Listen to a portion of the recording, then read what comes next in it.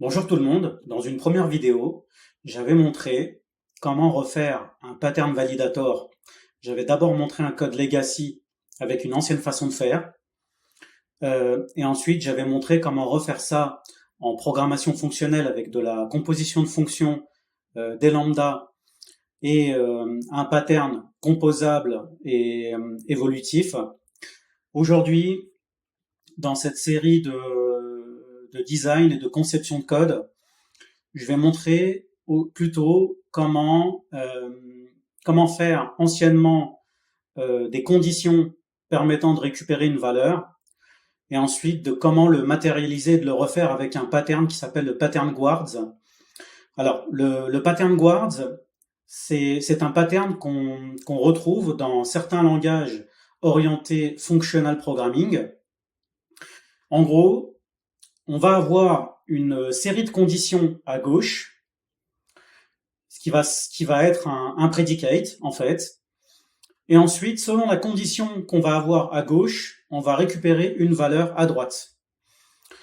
Et, euh, et donc, aujourd'hui, c'est natif dans Java. On a les switch expressions. Donc, là, l'objectif, ce n'est pas de remplacer ça, de remplacer ce qui est natif dans le langage, mais c'est plutôt de faire un exercice de conception de code, de montrer par cet exercice comment on peut remplacer une succession de if avec le fait d'avoir une condition à gauche et le fait de récupérer une valeur à droite. Donc c'est ça le pattern guard. Alors, pour montrer un peu un code legacy, ici j'ai une classe qui s'appelle legacy pattern guards. Ce pattern-là va se baser sur un objet personne en entrée. Ensuite, on va appliquer une série de conditions. Et selon cette condition, on va aller récupérer une valeur à droite. Donc en gros, condition à gauche, valeur à droite.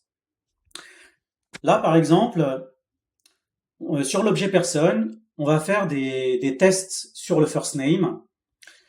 Et en fonction de la valeur du first name, on va aller récupérer une string en value. Là, on a un peu un équivalent. On fait un test sur le first name, par exemple, ou une autre propriété. Et en fait, à droite, on va récupérer un objet selon la condition qu'on a positionnée sur le first name à gauche. Donc là, on voit qu'effectivement, dans un code impératif, pour faire ce type de conception de code, on va faire des if-else, en gros, pour y arriver. Et du coup, nous, ce qu'on va faire, c'est qu'on va recoder une classe, on va donner une responsabilité à une classe qu'on va appeler pattern guards, qui va être orienté functional programming et qui va être basé sur des lambdas et de la composition de fonctions, pour arriver à faire la même chose, mais avec un code qui serait plus concis, expressif, et on pourrait également gagner en ligne de code. Donc du coup, là, ce que je vais faire, c'est que je vais créer une classe que je vais appeler pattern guards. Alors, je vais zoomer un peu cette classe-là. Et en fait, ce pattern guards va se baser sur un objet d'entrée. Donc, je vais mettre un type T pour indiquer que c'est n'importe quel type d'objet. Ensuite, à droite, je vais récupérer, en fonction de ma condition sur l'objet d'entrée, je vais récupérer un autre type. C'est pour ça que dans ma classe, j'indique un type R. Donc, ce que je vais faire, c'est que je vais créer une propriété que qui va être une map qui va avoir à gauche ce qu'on appelle un predicate sur T. Donc le predicate sur T, ça va me permettre à gauche de poser une condition sur l'élément d'entrée T. Et à droite, je vais avoir un supplier de R. Donc là, je vais avoir une hashmap en pair key value. À gauche, j'ai mon predicate sur l'objet d'entrée T. Et à droite, j'ai un supplier sur R. Le fait d'avoir un supplier, c'est intéressant parce que je vais pouvoir passer une fonction et ne pas évaluer le code que je vais poser à droite. Ce que j'avais expliqué précédemment dans ma vidéo, c'est ce qu'on appelle le lazy evaluation. c'est qu'en fait, on passe une fonction et c'est le développeur qui décide du moment où le code va être évalué. Donc, en fait, cette map-là, je vais l'appeler cases et je vais dire que c'est une linked hashmap. Alors, pourquoi je crée une linked hashmap? C'est qu'en fait, je vais ajouter des cases dans ma map, et ces cases-là, ça va être mes conditions, et je vais vouloir garder l'ordre d'insertion. Parce qu'en fait, je vais simuler un if. Si par exemple, dans mes conditions, j'ai deux éléments à true, je vais vouloir récupérer l'élément correspondant à la première condition à true. C'est pour ça que j'utilise une linked hashmap ici. Ce que je vais faire aussi, c'est que je vais aussi ajouter mon élément d'entrée, c'est mon object de type T. Donc en entrée, dans mon pattern guards, je vais passer n'importe quel type d'objet. Ce que je vais faire ensuite, c'est que je vais rajouter un constructeur sur mon objet, ici. Je vais le mettre en private, parce qu'en fait, je vais créer une static factory méthode et je vais forcer l'utilisateur de cette librairie à passer par ma static factory méthode plutôt que de passer par le constructeur. Ici, je peux aussi faire un object require non nul pour dire que l'objet qui est passé en entrée est obligatoire. Ce que je vais faire ensuite, c'est que je vais créer ma public static factory méthode. Alors là, je vais expliquer ce que je fais. C'est que je vais avoir une méthode qui s'appelle from et qui va retourner un pattern guards de T et de n'importe quel type d'objet pour la partie de droite. Alors, je vais expliquer ensuite pourquoi je fais ça. Ici, je vais passer mon object de type T et je vais return l'instance de mon pattern guards à partir de l'objet d'entrée T. Alors là, je vais faire un new pattern guards. Voilà. Donc là, lorsque je vais passer à la partie implémentation, pour pouvoir instancier mon pattern guard, je vais devoir passer par la static factory from et lui passer l'objet d'entrée sur lesquels les conditions vont être appliquées. Ensuite, il y a différentes façons de faire ici avec les generics. Moi, j'ai choisi une façon où je passe le from et ensuite, je vais avoir une méthode to qui va dire de façon explicite quel est le type pour mon type R à droite. Donc là, ce que je vais faire, c'est que j'ai une méthode qui s'appelle to, qui retourne l'instance du pattern guards. Et en fait, ici, je vais passer une classe de U. Je vais dire que c'est l'object type, par exemple. Je vais return une instance de mon pattern guards à partir de l'objet. Et donc, du coup, vous verrez après, lors de l'implémentation, je vais passer le to, et du coup, je vais pas être obligé de passer dans mes chevrons les types generics. C'est une façon de faire, en gros, il y a différentes façons de faire, mais en l'occurrence, ici, j'ai choisi de le montrer explicitement avec le to. Ensuite, ce que je vais faire, c'est que je vais avoir une méthode qui, elle, va en fait me permettre d'appliquer mes cases. Donc là, encore une fois, ça va me retourner une instance de mon pattern guards. Je vais l'appeler with.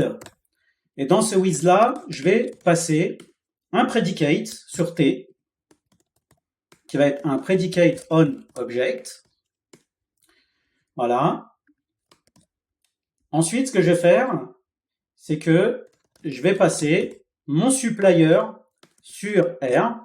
Donc là, je vais l'appeler case supplier, comme ça. Et ce que je vais faire, c'est que je vais ajouter dans ma map le predicate en cours. Donc je vais passer mes deux fonctions, je vais les empiler dans ma map. C'est une sorte de cache que j'ai dans ma classe. Donc là, je passe mon predicate et mon supplier. Et ensuite, je fais un return 10 pour pouvoir chaîner mes méthodes with en mode fluent style. Donc là, c'est très intéressant. J'ai pu passer mon case et ma condition via une méthode with. Ensuite, ce que je vais vouloir faire, c'est qu'en plus de passer un supplier, je vais vouloir passer une fonction. Donc là, je vais avoir un predicate de t predicate on object. Et à droite, je vais avoir une JavaUtil fonction. Plutôt que d'avoir un supplier de R, je vais avoir une fonction qui part de T vers R. Et je vais l'appeler case function. Et je vais expliquer pourquoi je fais ça. C'est qu'en fait, parfois, sur la partie de droite, si je veux calculer ma partie de droite en me basant sur un des éléments de l'objet d'entrée, je vais, au lieu de passer un supplier qui est le fait de fournir une valeur, je vais passer une fonction partant de l'objet d'entrée et retournant à un autre type R. Donc du coup, à droite, je vais pouvoir passer ma valeur peut-être en concaténant cette valeur avec une autre valeur de l'objet d'entrée. Donc là, je vais faire un case.put de mon predicate. Et ensuite, ici, je vais tricher un peu. Je vais passer un supplier et à l'intérieur, je vais appliquer ma fonction sur object. Je vais faire un return 10. Donc là, j'ai passé mes deux conditions with. Là, pour la marquer un peu différemment, je vais donner un autre nom à cette méthode-là, with function. Donc là, j'ai codé mes deux méthodes with pour passer mes cases. Ensuite, ce que je vais faire, c'est que je vais créer une méthode get qui, elle, va me permettre de récupérer la première valeur qui a un case à true dans ma map. Donc là, ce que je fais, c'est que je vais avoir mes cases, je vais faire entry set, et là j'ai de l'API stream, et sur de l'API stream, je vais faire un filter, je vais avoir la main sur l'entry, sur mon entry, j'ai la main sur mon predicate, donc je vais pouvoir faire un predicate test sur l'objet, ça va permettre d'évaluer ma condition, et ensuite, ce que je vais faire, c'est que je vais faire un find first qui va me permettre de me récupérer la première condition à true à gauche dans ma map. Et donc, ça me permet en gros comme ça. Donc là, je vais faire un or else throw pour dire que si j'ai pas de case, je renvoie une runtime exception, par exemple. No case value as true.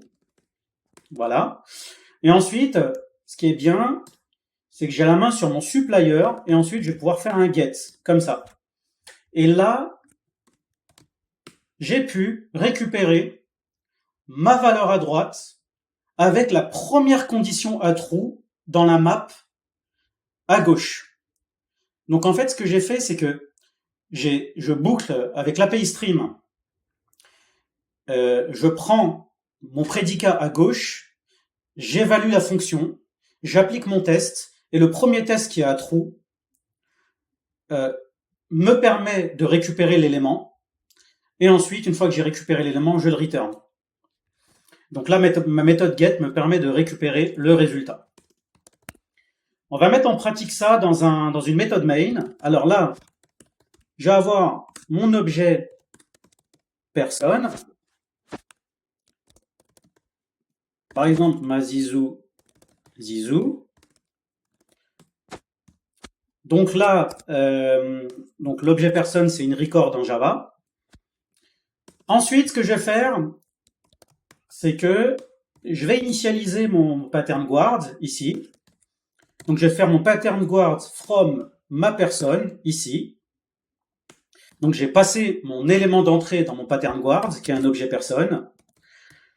Ensuite, je vais passer la méthode to ici. Et là, mon objectif ici, ça va être d'avoir à droite une string. Donc, je rentre par un objet personne. J'applique des conditions sur les champs de l'objet personne. Et à droite, je vais récupérer une string. Donc là, j'ai vraiment le même format à gauche et à droite. L'objet personne et mes conditions sur la personne à gauche. Et à droite, une string. Donc là, ce que je fais, c'est que je passe un with. Je vais passer mon predicate sur l'objet personne. Donc là, je vais faire un equals, par exemple, de Mazizou. Si mon first name est égal à Mazizou, bah du coup, je vais pouvoir passer un supplier ici qui va être, je sais pas, Mazloum par exemple. Ensuite, je vais passer une seconde condition ici avec, je sais pas, first name equals Kylian. Et là, je vais passer mon petit supplier à droite avec Mbappé. Donc là, on voit que le code est composable. On peut ajouter nos with et nos conditions avec le prédicat à gauche et le supplier à droite. Là, ce que je vais faire, c'est que je vais montrer un exemple du with function. Donc là, je vais avoir ma condition sur un first name. Si j'ai un first name, par exemple, qui est égal à Zlatan, bah là, ce que je vais faire, c'est que je vais avoir la main sur l'objet d'entrée, sur la personne. Et là, ce que je vais faire, c'est que je vais prendre le last name et je vais le concaténer avec quelque chose, Ovic, par exemple. Et je vais montrer après ce que ça donne. Alors, ici, forcément, j'ai fait une erreur. C'est un equals et il me manque les parenthèses. Voilà. Et ensuite, à la fin, ce que je vais faire, c'est que je vais faire mon get et mon pattern guards m'a permis d'appliquer mes conditions. Result name, c'est une string, par exemple. Voilà. Et là, on est bon sur le result name.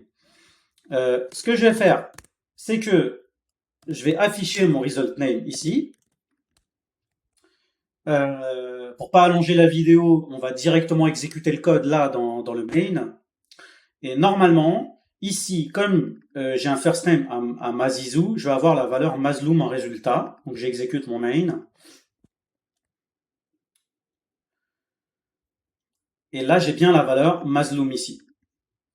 Alors là, ce que je vais faire, c'est que je vais simuler la valeur Zlatan, Ibrahim, comme ça, et le suffixe va s'ajouter à Ibrahim ici parce que je récupère le last name et j'ajoute Ovic juste après.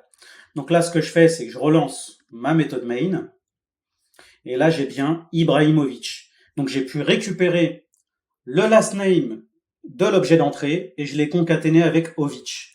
Et donc du coup, ça m'a donné Ibrahimovic.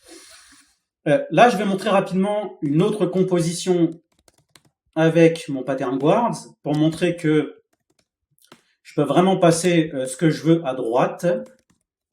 Là, dans mon tout, ce que je vais faire, c'est que cette fois-ci, je vais passer un objet real, je l'ai appelé real class. Et là, en fait, j'ai un...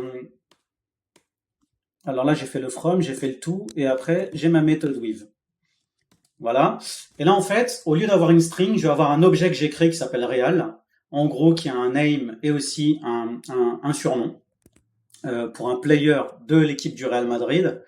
Et là, je vais avoir un principe qui va être assez similaire.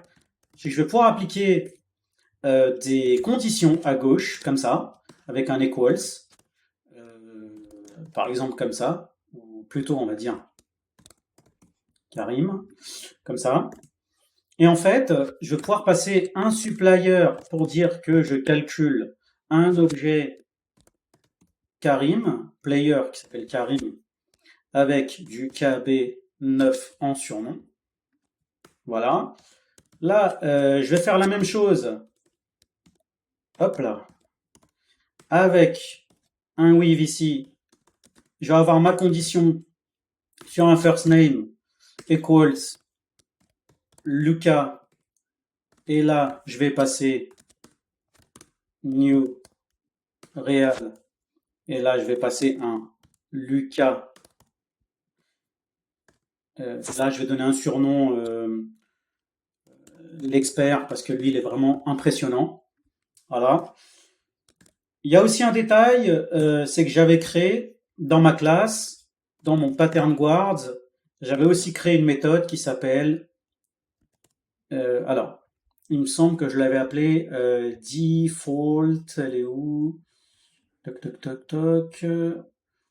Il me semble que... Ah non, je l'avais pas créé encore. Ouais, je l'avais pas créé encore. Ouais, parce qu'en fait, ici, on fait des séries de conditions.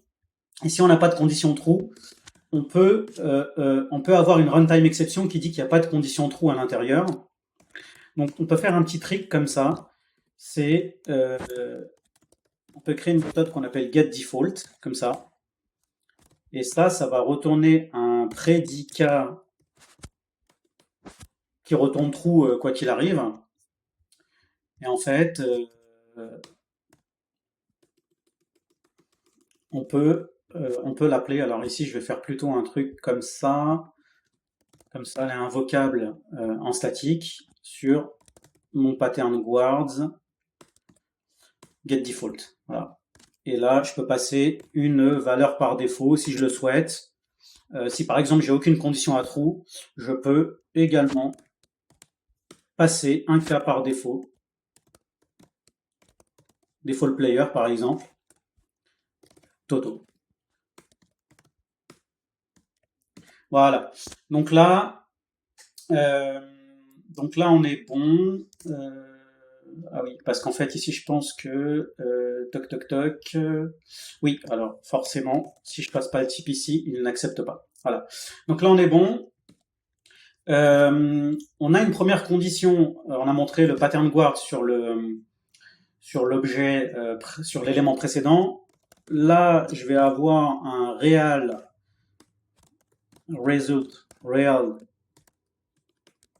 player, comme ça. Et en fait, on va l'afficher rapidement et on va dire que par exemple, first name, dans ce cas-là, c'est Karim. Et normalement, je vais tomber dans la condition Karim. Donc là, je réexécute mon main et c'est parti. Donc là, j'ai bien Karim KB9. Normalement, si j'ai aucune condition qui match, je vais avoir le default player ici. Voilà, donc là j'ai bien le default player. Et donc voilà, je pense que la démo est terminée. Donc là, pour refaire un petit focus sur le code legacy, c'est une façon de faire qu'on retrouve souvent dans du code. On va avoir une logique où on va appliquer des conditions sur un objet, sur un élément. Et ensuite, à droite, on va récupérer une valeur. Donc là, on fait des if-else pour y arriver, et ensuite, on positionne la valeur qui va bien à droite pour récupérer la valeur qu'on souhaite. Le même exemple ici sur un objet. Et ensuite, on l'a remplacé ici avec un pattern orienté composition et FP, dans lequel on va avoir du fluent style avec des méthodes with. On va pouvoir passer des predicates, des suppliers ou des fonctions pour arriver à notre résultat final. Et le code est concis et expressif. Donc voilà, j'espère que vous avez encore une fois apprécié la session. Il y aura une prochaine vidéo qui sera dédiée au pattern decorator, où on va simuler le fait de pouvoir ajouter du comportement at runtime à notre pattern decorator avec du functional programming et aussi montrer le code legacy. Je vous dis à très bientôt, bye bye.